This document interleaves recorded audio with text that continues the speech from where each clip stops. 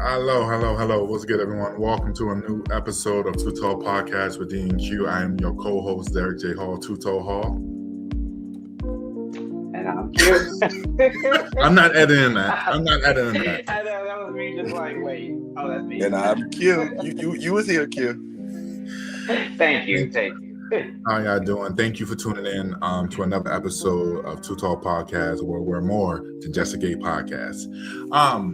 It feels good to do another episode. Tonight it's going to be a good one. Thank you for everyone that tuned into last Monday's episode about polyamorous versus monogamy. I thought that was a riveting conversation. Had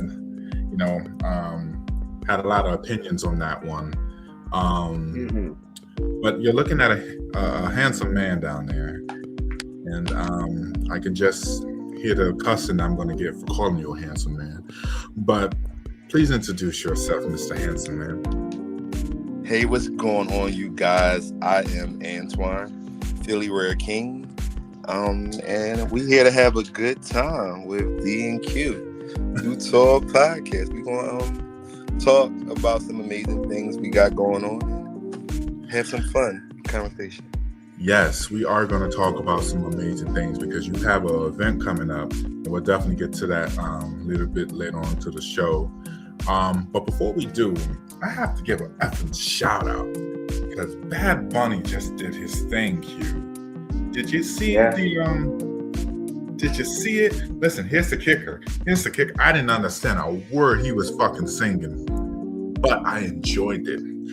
Some things are so fucking powerful. You don't need to understand the language. You just felt it. I felt it through the TV.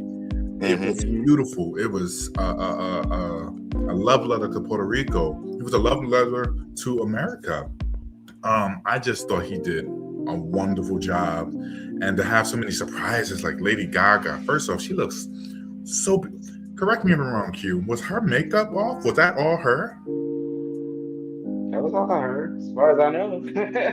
She looks beautiful. Because usually I see her with makeup on. Oh, no. I mean, she had on makeup, but like she didn't have on dramatic, makeup that she normally does. It was more calming down. Antoine. But yeah. Yes. What did you think of the halftime game? Forget the game.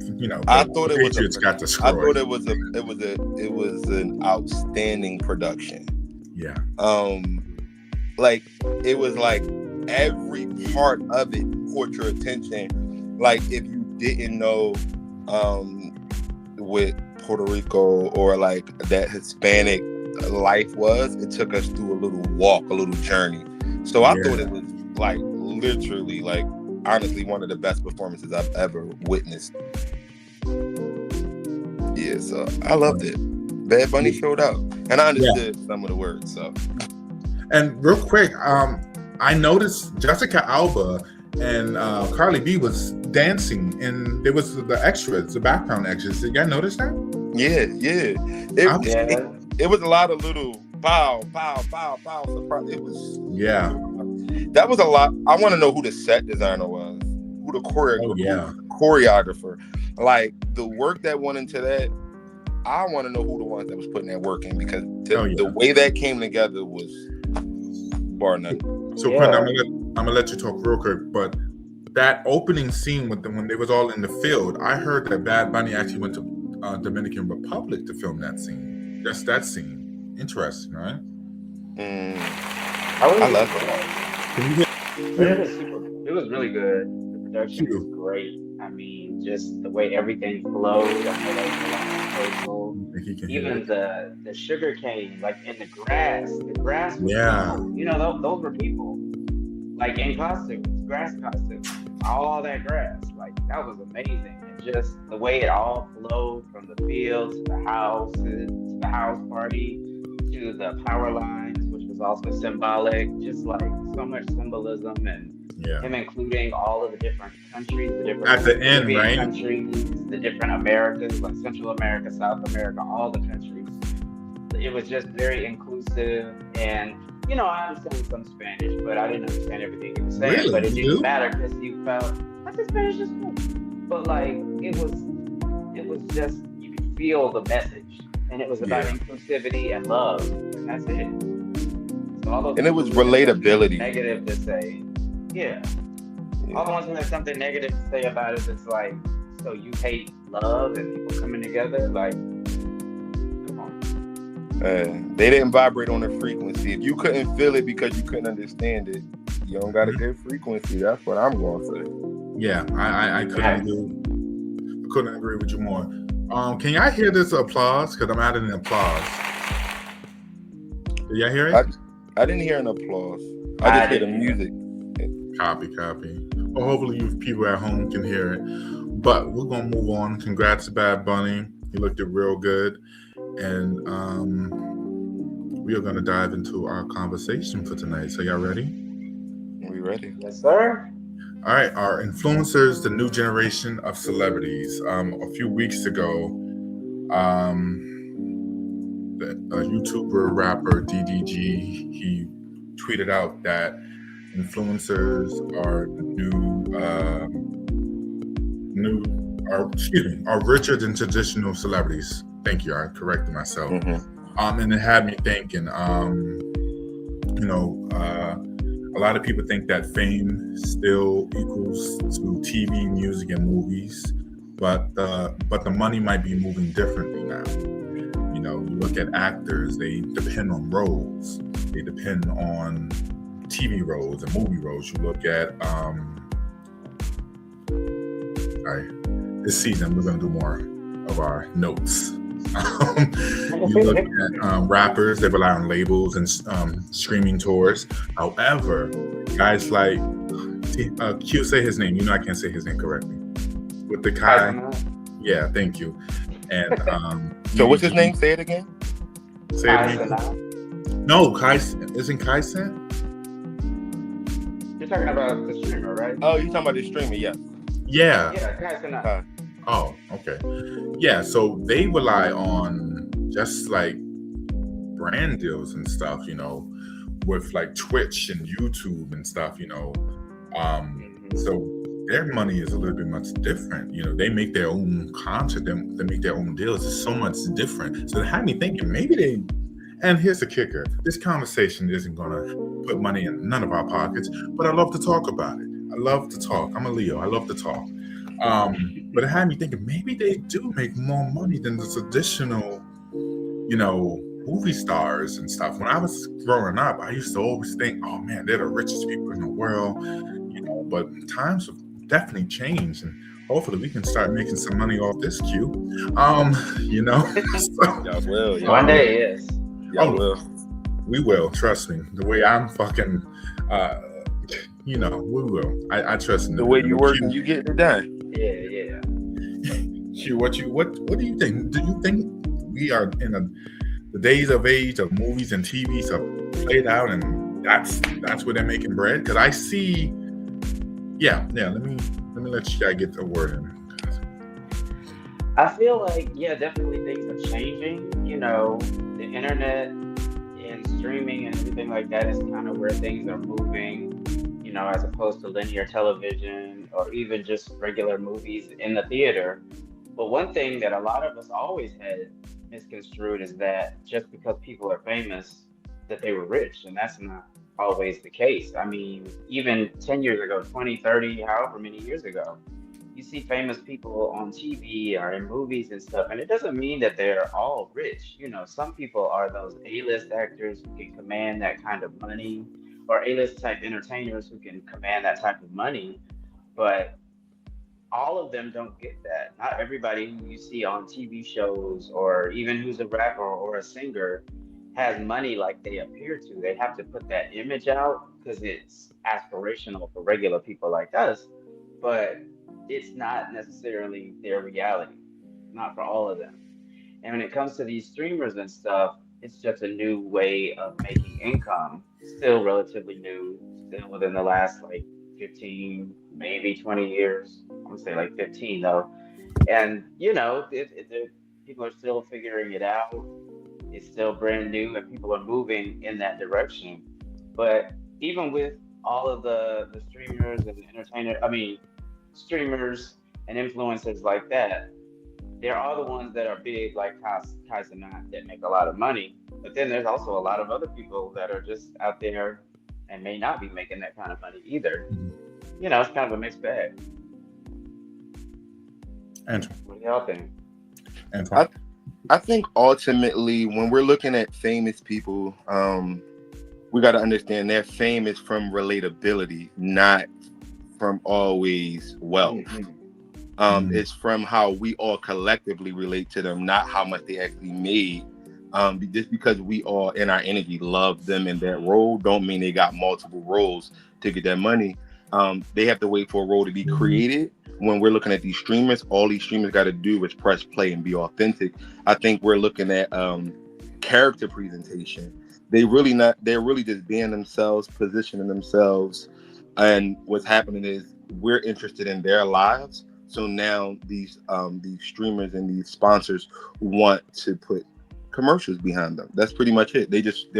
So what we're watching relatability. We're watching people, finding, like, some people are living vicariously through some of these through these streamers. So they're actually earning. I think they earn a keep. Whereas so they're always working too. So they're getting hits from not only streaming, from YouTube, from Instagram, from Facebook. So they always got a constant stream. After you get a certain amount of views, boom, is a certain amount of money. So I think we're watching consistent money instead of we're waiting for people to write a role for that money. That's what consistent money means. They're just authentically themselves, and other people are waiting for somebody to write an unauthentic role for us to fall in love with, which is why we see the separation. People are looking for connection now. I agree with that. Influencers, they can make money from brand deals, ads, merch, subscriptions like OnlyFans.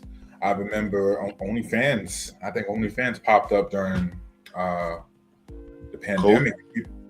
People was making money off that.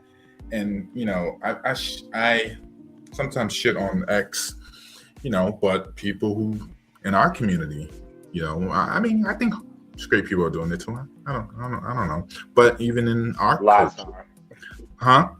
Lots are. You know where I was going?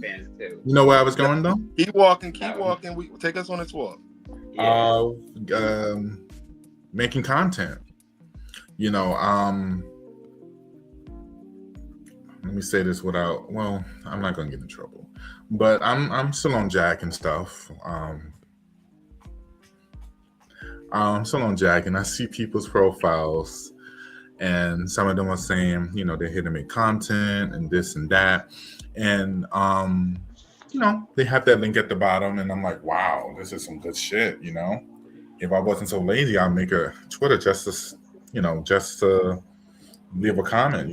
But it's so many different ways now to make money in this social media world.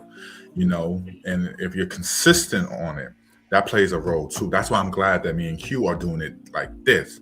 Now, I love that studio. I love Danny. Danny's the host over there.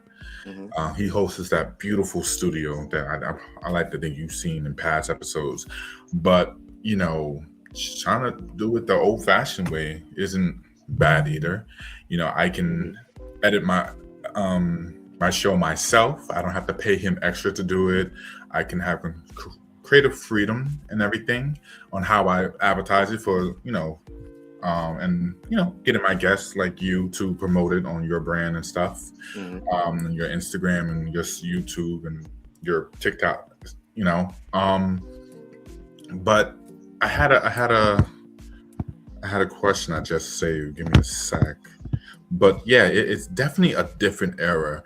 I think about that one young dude who's waiting tables right now, or that young woman. They're trying to get that role, not realizing that they're 22, beautiful, and all they have to do is pick up a fucking phone and just start talking.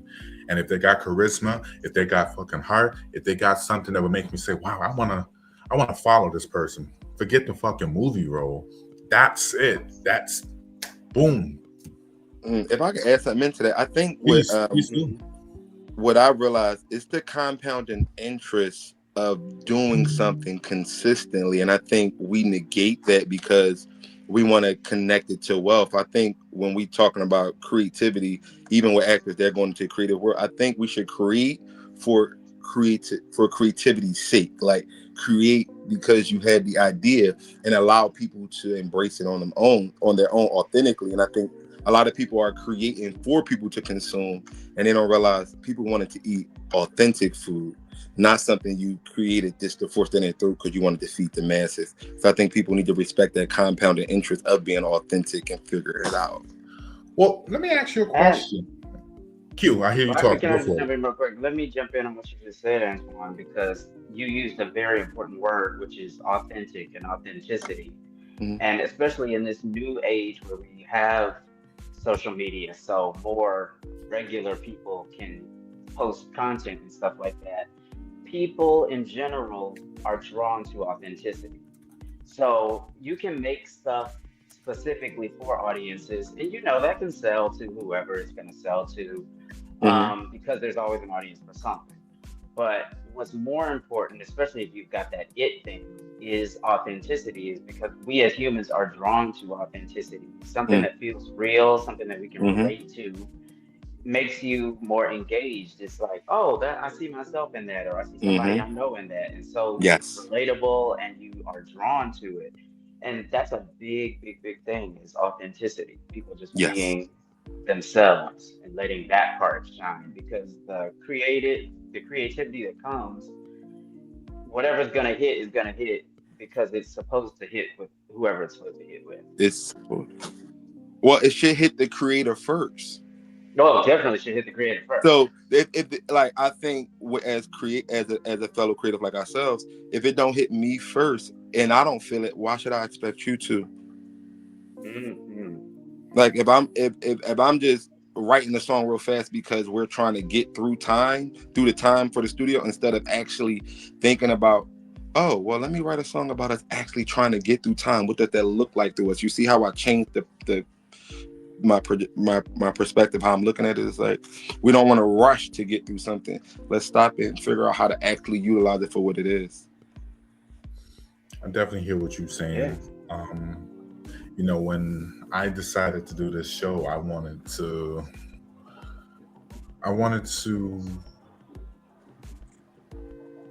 be honest, this was supposed to be a talk show, and it flew into a podcast. Still don't know how. I used to treat it like a talk show, which I'm gonna bring back my hot topics. I miss doing that. Remember we used to do that, Q? We used to do like 3 hot topics, and then you have to be yourself. When I'm on here, the name is 2tall, but I'm myself. I don't try to be nobody I am, and the way I am outside is what people are seeing. And I look at Q. Q was so shy when we started doing this, and when I look at he's been my co-host for a year. He was for a year back. Last month made a year, and I look at how he blossomed, and his authenticity, his creativity has opened up so many doors. So you just have to put yourself out there and just take a risk. But let me ask you a question. Thank you for that. Anytime. You're my boy, no doubt. Come on, growing.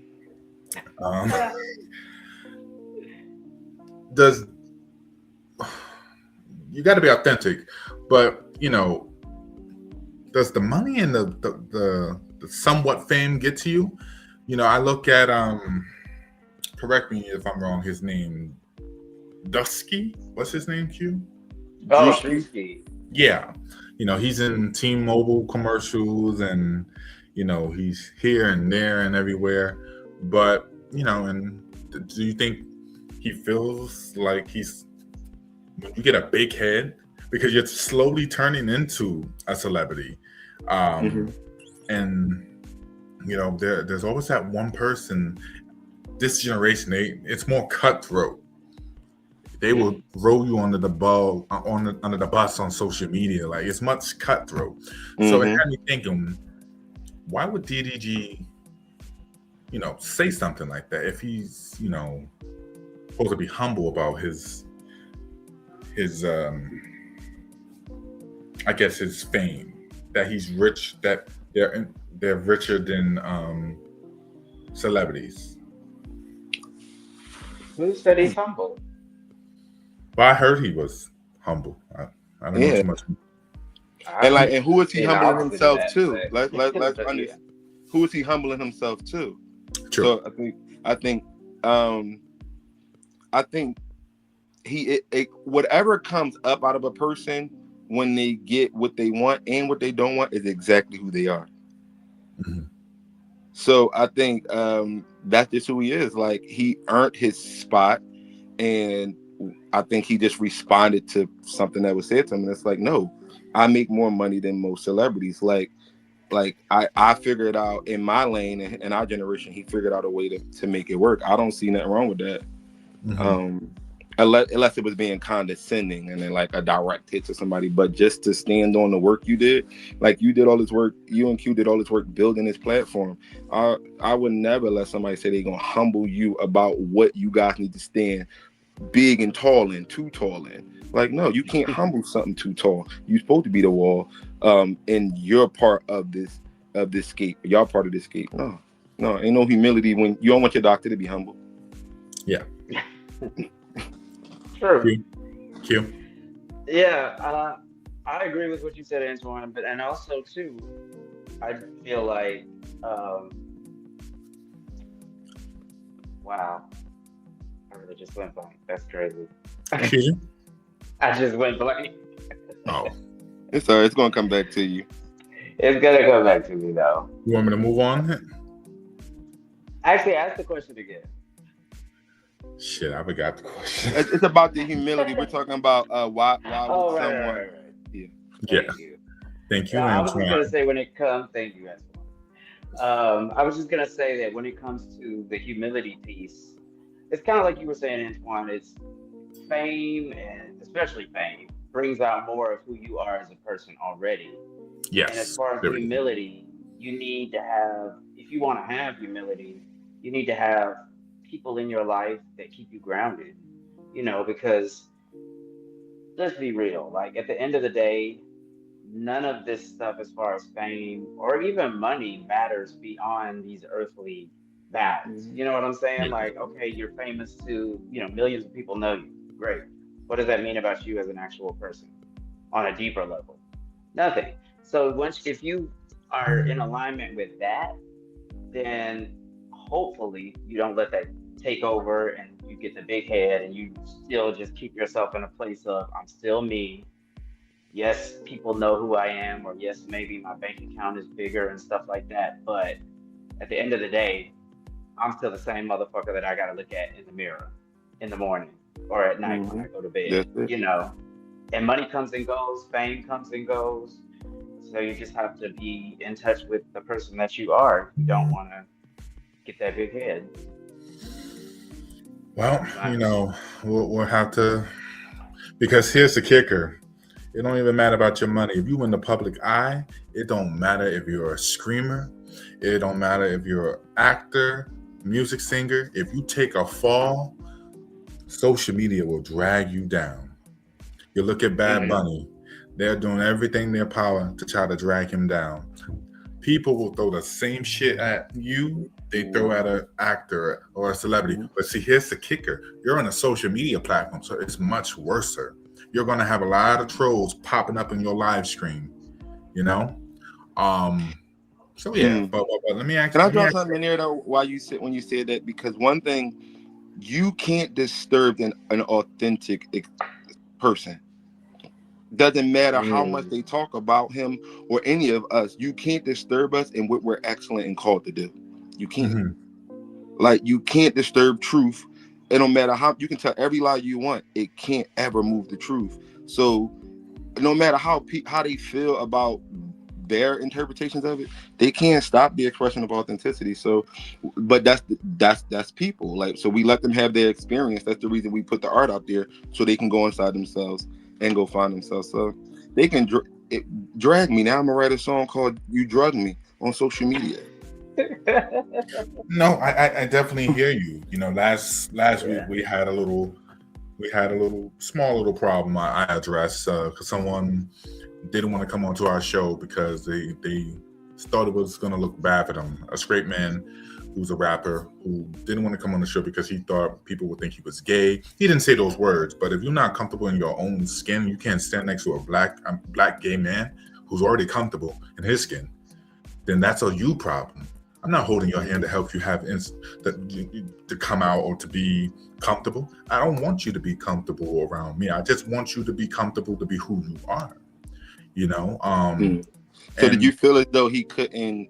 He didn't know how to express his music and really talk about his journey without looking at the sexuality? Well, I invited him. He said, I quote, he didn't want to come on to be around two rainbow flags. Excuse me. I want rainbow flag. Yes, rainbow flag.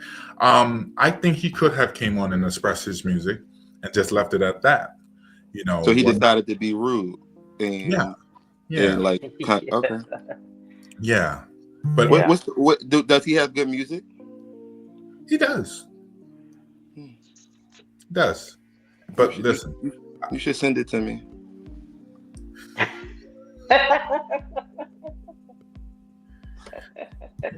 Because I know now you're out here actually promoting this guy. No. Because the reality is he already, like, the music might be good, but you're not a good person. You just can put good lyrics together. Like, you just came at some amazing men because of your interpretation of their sexuality. He didn't ask, can he jump in your pants? He asked you to come express your creativity on a platform where people can embrace you. So the reality is that's your insecurity. Like, you got more writing to do. It's a whole lot of pain in you, sir, whoever you are. Yeah. These gay rappers, these rappers, excuse me, they don't even know. They don't have them a DL. But listen, let me ask you a question. Antoine. Appreciate the love you just gave me in Q. If you had to choose influencer money with low fame or celebrity fame with unpredictable checks, what are you picking? Influencer money. The reason I'm picking what low fame? Yeah, the reason I'm picking influencer money. I teach something in when I used to be at the culinary school. It's called the Disney World effect. People spend money, emotions, and love when and where they're happy. So the more I can connect with people, the more I can vibe. The relationship is what's going to make the resource. We just want to keep calling it money. The resource can be just us connecting and being and sharing an idea where we're able to get a loan together to go get your own studio, where I'm giving you information that I got from somewhere else. So I'd rather take like the low fame, and the influencer, because I'd rather be impactful. Influencing means I'm impacting you. Famous means you're looking at me. I don't need you to look at me. I need you to be impacted, especially if I'm giving you some shit I went through. So yeah, I'll take that one. That was so beautifully said. Perfect. Come on, Q. You know I always get good guests that know how to speak. Yeah. Q, what about you? I would definitely take the money portion over the fame, and that's any day. So the influencer money. The influencer money, yeah. And I mean, for the same reasons that you said, Antoine, but also, I don't want to go too deep into it, but I'm not a capitalist. I'm against capitalism. However, I live in a country that is capitalist. So you do need money to do things. Mm-hmm. Money can buy comfort. And I would much rather have the comfort of life over just fame. Because like you were saying, Antoine, I mean, like, being famous just to be famous, what is that good for if you can't do anything with it? Like, okay, a bunch of people know me, but am I having actual impact, or people just know me? You know what I mean? Mm-hmm. I'd rather have some impact on people, whether that's just the people in my everyday life or on social media, but be spreading goodness and positivity and uplifting people, moving us forward as humans. And I'll take the money over just being famous, just to be famous. For what? Okay. I think I'm gonna take the influencer money. I love I love doing this. I love yeah, our subscribers are still like around 1 to 100, and I love doing it, and I love being consistent. I love getting my opinion out there. I love having guests come on and talk. I love that fucking studio. Can't wait to go back there. And I'm gonna be honest with you. I can I can walk down Rockefeller Center, Times Square. I can walk down. Hell, well, I'm going to boxes this weekend, and I say this with humbleness. Q knows my heart. He knows who I am. I am not a celebrity, but I have so many people looking at me. I feel like a celebrity. That's a good feeling. It is. I'm not gonna bullshit you. When people, mainly tourists, they pull me aside to take my picture. They compare me to Tim Duncan or Charles Barkley, and they love the hype. I already felt that feeling. I want to feel some fucking money in my account. I'm blessed to have this apartment. I'm blessed. My account looks nice, but I want it to be large. I felt the fame shit for a minute. People always talking to me and asking me about basketball. No, I'll take the influence of money, please. Um, I think that would be much better. And to fact, if I can do this constantly, I envy. I'm not jealous, but I definitely wish if I push ourselves harder, this gets to the level where hell, me and Q can quit our jobs and have this be, our source of income. I love doing this. Every time I log in and I play with my little, get the music right and everything, I feel good. It's something simple, but something so easy and so fun, and to do for a living. They say you do something for a living, you'll never work a day in your life. Never. Go ahead. Something that you love, yeah. You said but? Oh, I thought he said but. It was no but. I just said you never, like you said, never work a day in your life. You never will. I think once you embrace that, I think that's hard for people because, again, we were talking about capitalism. When you get so stuck on things, you miss that you are the creator of the enjoyment, the excitement, the thing, the money that bought the thing, the resource that got the thing, the person that talked to the person that showed you where the thing was. So those are all the moments that always get you the resource. So I think for you, friend, like if you just look at it like, and when you make those connections and then people are excited about you, those are your times to really engage in them, figure out who they are, what they do. You've already influenced and impacted them in a way. So now how do I relate so I can get on the ship to see if we can get to a specific destination? The destination might be business. The destination might be friendship. The destination might just be acquaintanceship. But I think we miss those moments to connect when we're influencing. Like, because what you just said, we people get so high in the feeling of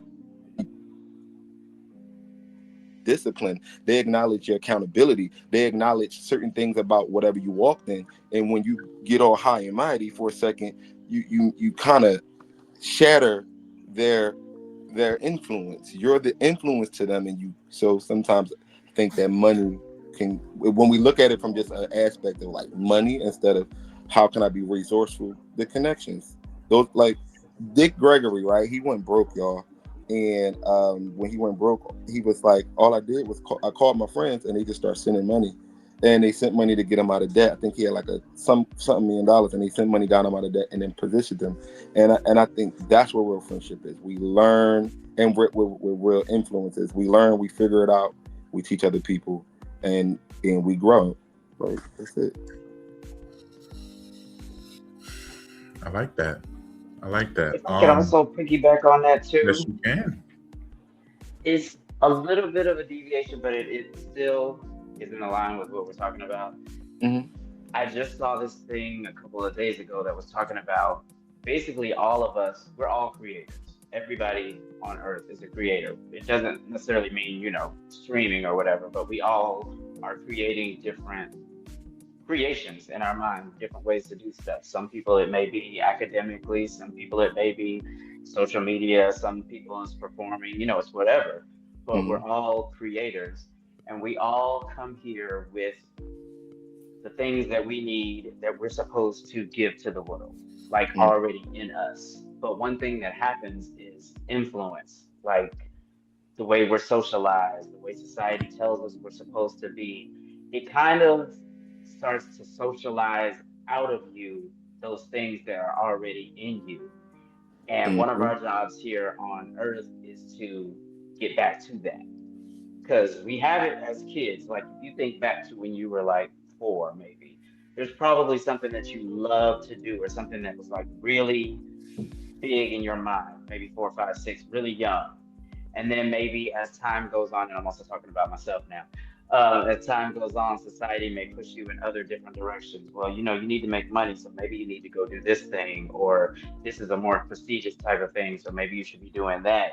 Just the world can mold you into different avenues, but we already have the thing in us You the that it. brings us joy and that we're supposed to give to the world. Yeah. Yeah. Yes. You are the it factor. I like that, Q. Yeah. I like that, Q. A lot. See, look at Q. I think he coming for my job, by the way. But I'm so happy. Man. I mean, he just doing his. I'm just all right. You better say it. Come on, Antoine. Listen, before we get to Antoine, I got one more question because I look at all these people who they're making bank off their kids. They're making bank off their kids too.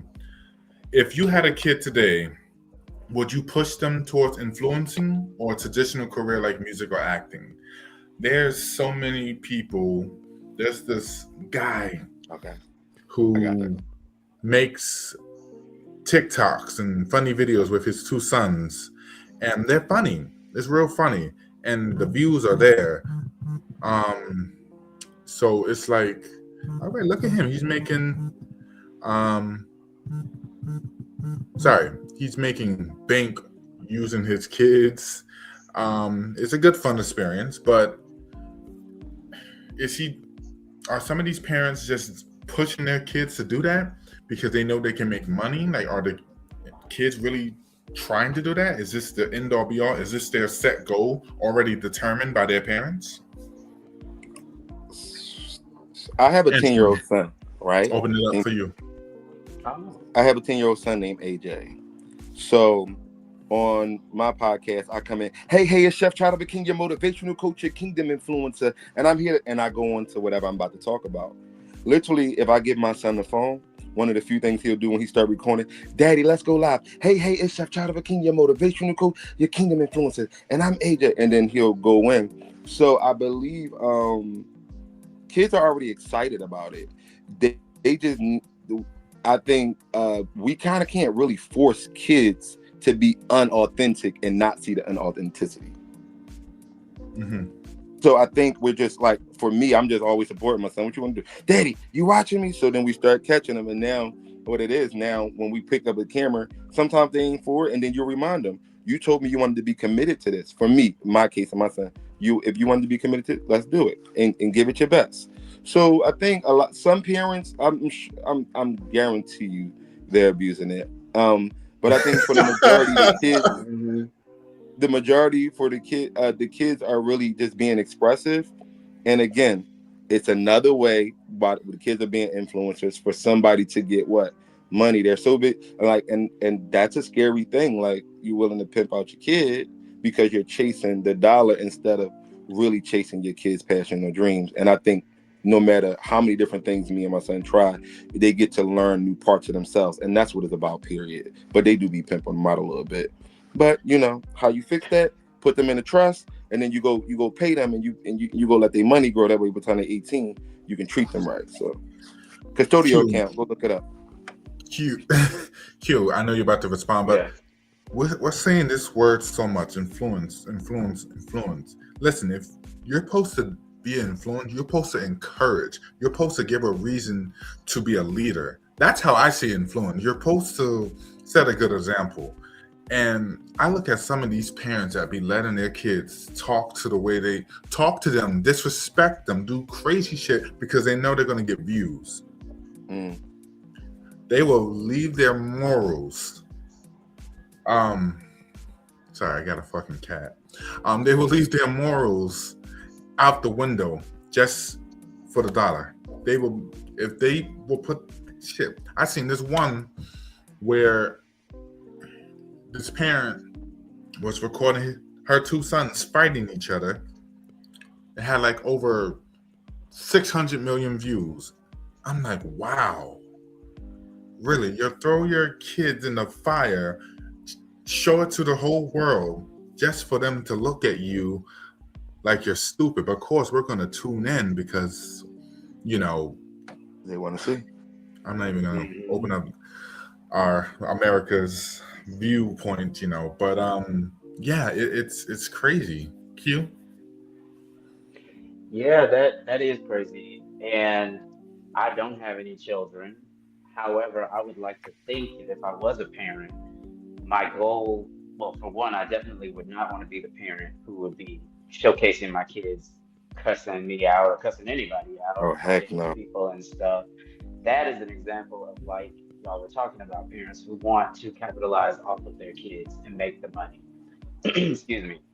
I would like to think that I would be the type of parent where I would let my children lead in terms of what it is that they're interested in and that they want to do. And then I would just cultivate that and, you know, nurture that and be there as a backbone or as a guide too, but help facilitate what it is that they want to do, was making them happy. And not think about it as a monetary situation. Now, don't get me wrong, if whatever it is that they enjoy doing is bringing money, then that's all good and well. And like you said, Antoine, you know, open up a trust for them. Let's save this money for them so that they are set up when they get older. But I wouldn't want to force them to do anything that they don't want to do just because it's going to make money. Because at the end of the day, then they're going to end up resenting either me or that thing that they may have been initially passionate about.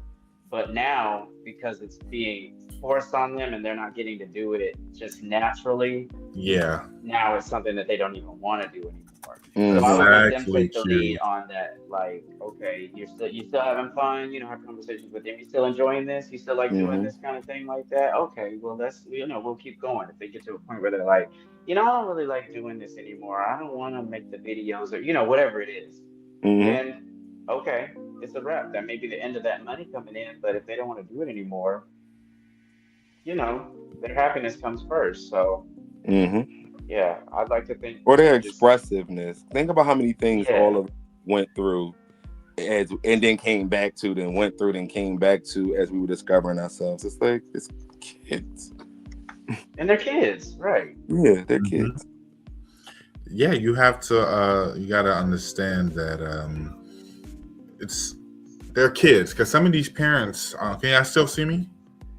Yeah.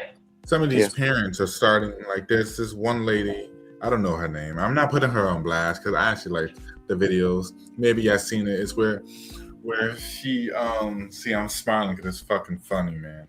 All right, so her son always goes into Target and she be like saying, don't you start going in here saying hi to everybody. And he starts going, yeah, you seen it? He starts going, hi, yo, fucking adorable little baby. He was so cute. So it's like, you know, does she make bank off that? Does she continue to do this? Is she already predetermined in writing the kid's career? Hey, and if she looks at this, keep doing you, sweetheart, because that baby is cute. If you have it, go. There's days I wish my mom pushed me towards basketball. I swear to God, there's only one I do. And sometimes I wonder if my dad was around, would he have pursued me? Pushed me to play basketball? Probably so. I probably wouldn't know Quentin. I'd probably be better than Quentin. You know, be better than me. Be better than me at basketball. But yeah, they started off at a young age, and they predetermined their hey, it's working, because I'm pretty sure this was not, you know, back in our days. Not to show our age, we had AOL. That was our, you know, that was the dial up. You know, you had to put the CDs in. I don't know if I went too far back, but you know. No, you went. Yeah, you fine. You fine. No, that was in the early 2000s, right? It was. Yeah, early. Early 2000s, late 90s. Yeah, that was early 2000. 2000. Oh man, you remember those days, bro? Ay. Back in the days when I was young. But can I say something about You can the say young lady whatever you want, sir. and her son? I think what she's doing is what we were talking about. She's not mapping out. She is mapping out his future by encouraging him to be a pleasant person, and she's just recording him being. I like how you said that. Yeah. So she is encouraging him, and that's what we're watching in the other videos. These parents need to understand what they're encouraging and they're supporting, because what you're building up in them is what they're going to carry into the world, even when you're not around. Mm-hmm. So that's what I was getting from with those two comparisons. It was like, no, you can't really. Yeah, I can predetermine that I want my son to be polite and pleasant, but he is polite and pleasant, and I know he's gonna go in here and be polite and pleasant to everybody. So she started recording it, and just so happened, 6 million of us wanted to watch it. Yeah. Yeah, I hear you. You know, I definitely hear you, and I hope it's easy to tape somebody saying, "You so handsome, D. You so handsome, Q." You could tape somebody telling you handsome all day. I bet you take that coin when they pay you too. Exactly. Well, I don't do that no more. I'm married. So listen, that's a whole nother segment. We're gonna move on to this segment because Mr. Antoine, first of all, thank you for coming. Yes. I want us tell me a little bit about you. Tell the people about you, and because I think you have something coming up. It's been bugging me. Help me out here. Can you hear me? Is that correct? You got some Pleasure Weekend coming out. Tell the viewers what the hell is Pleasure Weekend. I do. So I'm Rare King. I have an organization in Philadelphia called Broe. Broe is for brothers that soiree. Curated going on its 3rd year now. This will be our 3rd year. Can you see it, by the way, guys? Just to make sure. Yes, I can see it. Good. I went to your Instagram. Don't judge me. Definitely going on its 3rd year. Built out the organization after being the president of the firm, and I really was just trying to help some of my younger brothers, and I'm a hospitality consultant. So now we got Philly Pride. I've been doing this. I'm in partnership this year with Jason Collier from Social Life Entertainment, Micah Hassan Events, and we're working on, trying to see what's going on with Xavier. We got some Baltimore, Rich Rocket. What is the other guys? It's a few groups that we're working with in Baltimore. So we got a lot of people riled up in this Black Pride in Philly and supporting all the prides over here in the coast. So that's what I'm doing right now. We got 4 events coming for y'all. Beautiful. So help me out here. You said something, you wanted me and Q to come? Break that down. Yeah. So remember I was telling you, we've been conversing back and forth just about media and everything. So when I built out this weekend, I'm always thinking about the community and how the people in the active community can be impacted. So after all the mini conversations, like I said, when we first got on here, I love watching people say what they're going to do and go do it. I can back that. So if I have the opportunity to put something on display and to bring a lot of people into the city and put you guys in front, let's do some media. So I wanted to create a media corner, have you guys do some hosting, really getting the nitty gritty of the boys in our coast. We got y'all boys coming from New York. We got the guys coming from Texas. Everybody gonna be here. So we'll let the 2 Tall, podcast get over here and talk their stuff. Get the boys riled up. Yeah. Quentin, that. I like that.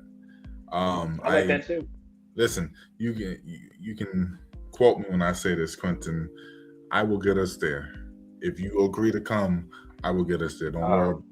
I will. Yeah, we'll be there. Because this will definitely be something that will benefit both me and Quentin, benefit the show, and just get our names out there, and also to network. And it would be a pleasure to meet you. This would be our first time meeting. We have been talking for a while. You're a fucking vibe. You already know that.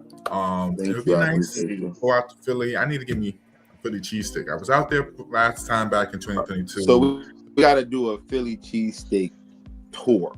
I don't ever take my friends to one cheesesteak spot. I'm gonna take you to get a bunch of cheesesteaks. I hear I had to go to the hood to get it. That's where the best cheesesteaks at, in the hood. Yeah. Yes. What are those two places that are across the street from each other? Pat's and Geno's. I've heard of that. Yeah. Those are just like commercial staples in Philly. Like, honestly, we ain't stopping over there unless it's late in the middle of the night and ain't nothing else open, or we just in South Philly. But we're not intentionally going over there. Like when you can go to the Poppy store and get a better cheesesteak, or go to Max's, or go to D'Alessandro's, or like, there's too many other places to go. That's what's up. Yeah. But I got y'all. When y'all get here, I'm gonna take y'all on my Philly cheesesteak tour. I did that for my other friends when they come out of town. That would come like, you gotta taste all of them. Everybody got to get, it's like a bunch of little pieces, and then you figure out what you like. Well, sounds good. Come with the appetite. We'll be there. We'll be there. Yes. And that's gonna be a fun experience, man. It really is. And thank you, Antonio, for coming on. Quentin, thank you for always being loyal to me and riding out with me. I appreciate you. I had a vision. I met you at the worst place, but we made our friendship work. You know where I met you at. They don't need to know. Yeah. I appreciate you. I appreciate everything you do. And we'll be back next week again in studio. AJ and our good friend Dayel will be back. We're going to have a part 2 to that polyamorous versus monogamy. And we're going to be in studio. I can't wait. I miss Danny. Antonio, don't go anywhere. We're going to chop it up after in a few minutes. But everyone, like, share, and subscribe. Please tune in, share this. Share the post that I be posting on YouTube and on Instagram and TikTok. Let's get the word out. I want all eyes on this show. Lock in, because me and Quentin, we put in the time. And always remember, this is more than a gay podcast. For sure. Be amazing on purpose. I'm trying to end it. It won't end. All right, now it's hard to end.